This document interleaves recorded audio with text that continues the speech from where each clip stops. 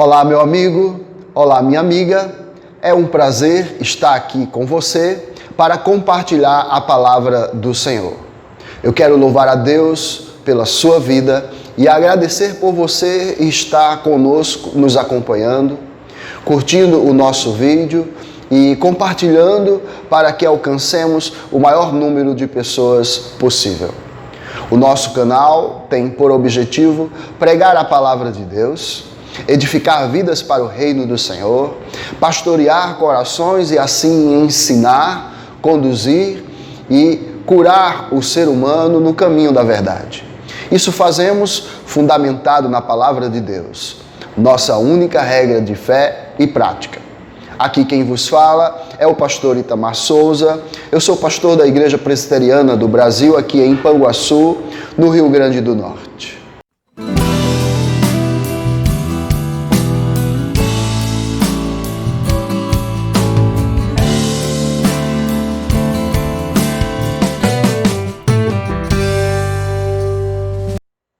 Uma meditação acerca dos nossos pensamentos. Quero meditar com você hoje acerca dos nossos pensamentos. A pergunta que faço hoje é: será que podemos nos conduzir por nossos próprios pensamentos?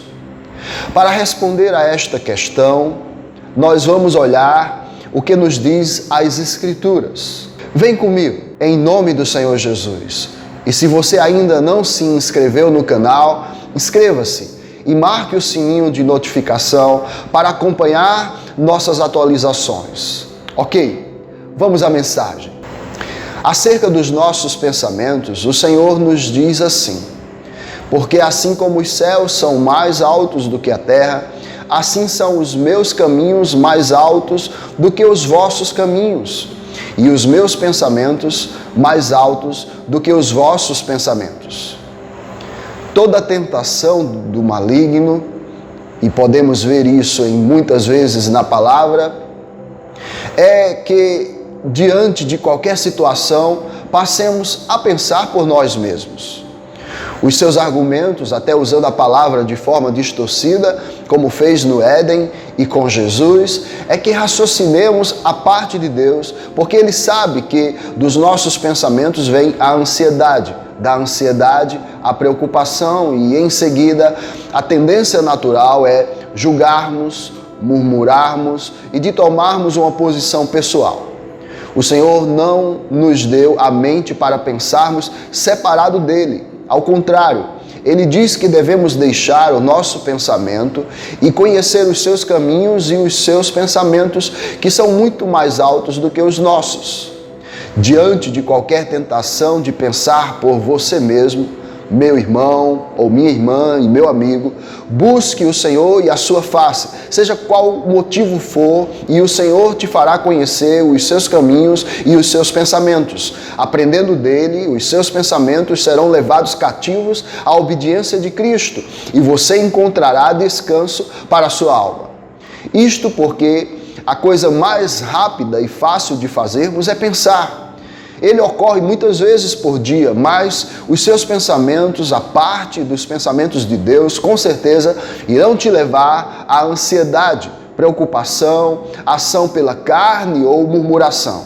Mas o Senhor também nos dá uma palavra que, de forma prática, podemos fazer com que o nosso pensamento seja confrontado para ver se passa pelo crivo dela, que é: quanto ao mais, irmãos, tudo que é verdadeiro, tudo que é honesto, tudo que é justo, tudo que é puro, tudo que é amável, tudo que é de boa fama, se há alguma virtude, se há algum louvor, nisso pensai.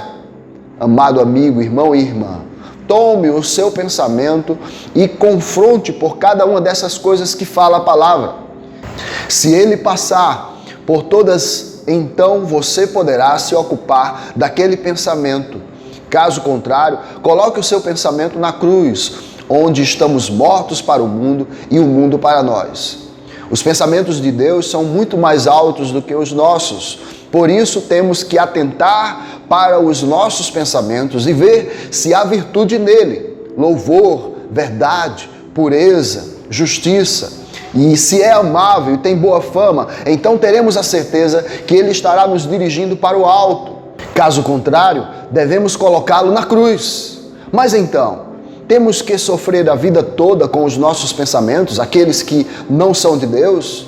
O Senhor nos ensina um caminho para que as coisas de Deus vão ocupando a nossa mente e nos fazendo pensar nas coisas lá do alto, que se dá na renovação da nossa mente.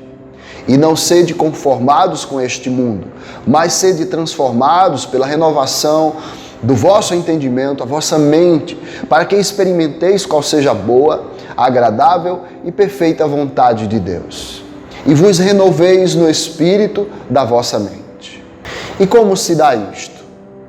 O Salmo 1 nos ensina: bem-aventurado o homem que não anda segundo o conselho dos ímpios, nem se detém no caminho dos pecadores, nem se assenta na roda dos escarnecedores. Antes, o seu prazer está na lei do Senhor, e na sua lei medita de dia e de noite. Uma mente cheia da palavra de Deus é uma mente transformada. É a mente de Cristo, que diante de qualquer situação repousa na fé e pensará nas coisas que são lá do alto. O nosso coração deve estar ocupado com a palavra de Deus. E para isto é necessário nos enchermos dela, para que diante de qualquer situação o Espírito possa usá-la e nos fazer discernir as coisas espiritualmente. O desejo de Deus para todo filho é ter a mente de Cristo, pois tendo a mente de Cristo, ele não precisará ser discernido por ninguém e discernirá bem a tudo.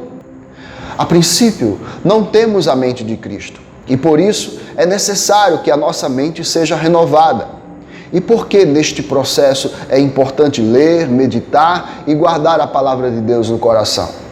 Porque ela não é somente uma mera informação, mas é viva, é ativa, eficaz, há poder nela. A palavra de Deus é viva e eficaz e mais penetrante do que espada alguma de 2 gumes e penetra até a divisão da alma e do espírito e das juntas e medulas, e é apta para discernir os pensamentos e intenções do coração.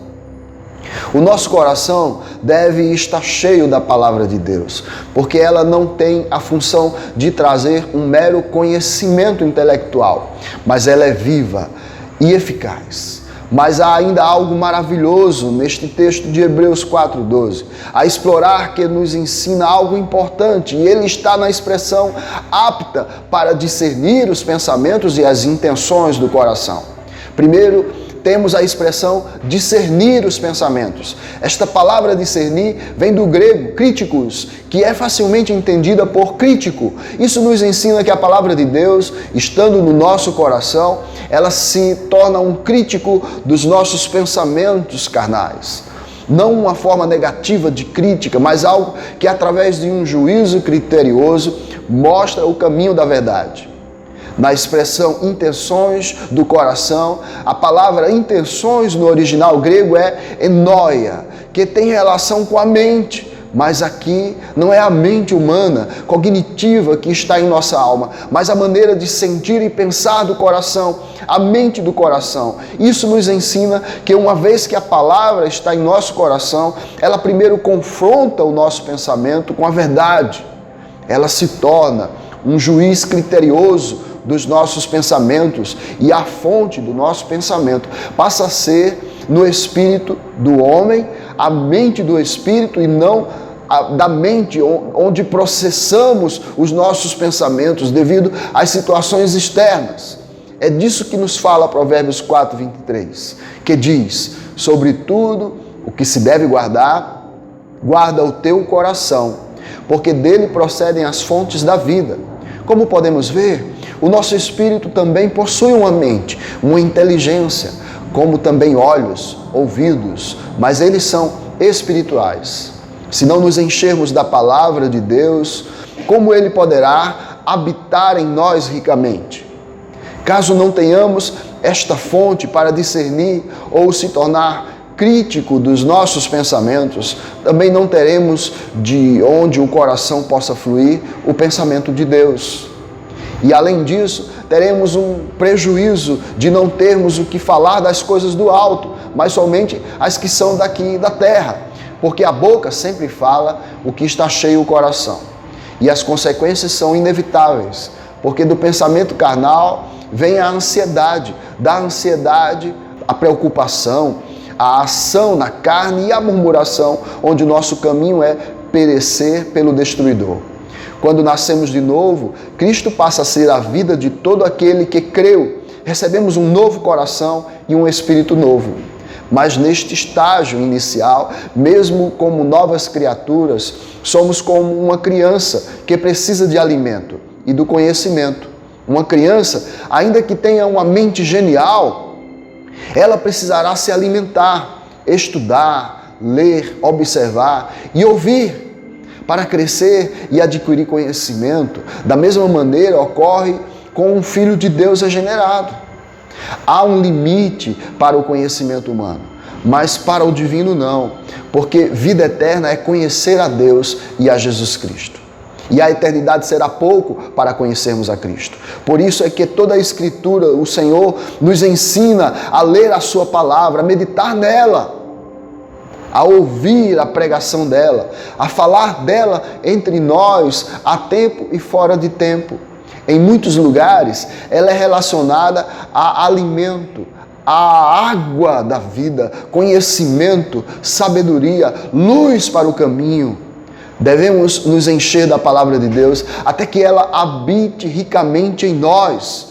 E assim, quando houver qualquer situação, a fonte para os nossos pensamentos virá do nosso coração e não da nossa alma, que é cheia de inquietação e que precisa ser santificada.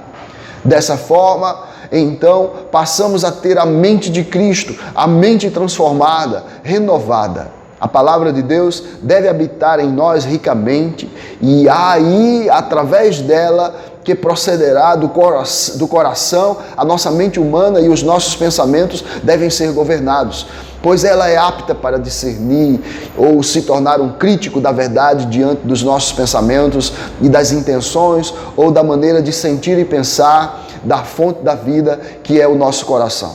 Mas há algo importante a ser observado nisso tudo, que esta palavra, como diz o Salmo 1, não pode se apartar da nossa boca e do nosso coração. É necessário nos alimentarmos da palavra sempre, se possível todos os dias, porque como necessitamos do alimento físico para vivermos, o nosso espírito também necessita ser alimentado do maná celestial. Jesus disse que quem de mim se alimenta, por mim viverá, porque Ele é a palavra viva, o Verbo. Quem crê em mim, como diz as Escrituras, rios de água viva correrão do seu ventre. Se ficarmos fracos fisicamente por falta de alimento, isso vai atrapalhar o nosso viver diário nas coisas que dependemos, dele. E da mesma forma, será como o nosso espírito. Por isso, encontramos em muitos lugares a palavra de Deus dizendo: cada dia, cada manhã, o pão nosso de cada dia nos dai hoje. Este é um assunto que temos que tomar muito cuidado para que o mundo e Satanás não roubem o nosso tempo e assim o nosso alimento espiritual. Os inimigos de Israel levantavam trincheiras sobre as suas cidades até que eles ficassem sem alimento e se rendessem. Essa é uma tática de guerra. Outra é comprá-los com dádivas, com presentes, com seduções e deleites, mas que os mantenham na escravidão. Como dizem alguns irmãos, e comungo com eles nisto, o mais difícil não é alcançar algo do Senhor, mas mantê-lo e continuar avançando, perseverando até o fim. Mas Cristo, como Filho, sobre a sua própria casa, a qual somos nós, se tão somente conservarmos firme a confiança e a glória da esperança até o fim. Se não perseverarmos em nos alimentar de Cristo, porque a palavra é o próprio Cristo, não nos encheremos do Espírito. E se deixarmos de congregar, seguramente vamos nos enfraquecer espiritualmente e a tendência é voltarmos ao princípio e sermos governados pelos nossos pensamentos e por nossa alma caída. E nisso Deus não tem prazer. Você duvida que isso possa acontecer a um filho de Deus? Há muitos relatos nas Escrituras sobre isso. E um deles são os cristãos em Gálatas, que iniciaram pelo Espírito e estavam terminando pela carne. Eles decaíram da graça, voltaram degraus que eles já tinham alcançado. Veja a situação que se encontra a cristandade nos dias de hoje, onde o que os governa é o humanismo. E o que é o humanismo, senão as coisas que Satanás cogita? O manejo da palavra de Deus não é para falar dos pensamentos de Deus, mas de forma distorcida para prender os homens nos seus próprios pensamentos egoístas. Portanto, meu irmão, para que você não seja contado entre os transgressores, entre os aborrecedores de Deus, leia a palavra, medite nela, ouça, coma, pregue-a, inste, admoeste a tempo e fora de tempo, porque ela é divinamente inspirada e útil, viva e eficaz, e nunca voltará para Deus vazia. Cheio dela, você terá uma mente transformada, renovada, a mente de Cristo, e os seus pensamentos e os seus caminhos serão os altos pensamentos e os altos caminhos de Deus. Muito obrigado por estar comigo até aqui, que Deus lhe abençoe, que Ele encontre abrigo em seu coração e produza frutos que glorifiquem o nome do Senhor. Fique em paz e não peque mais.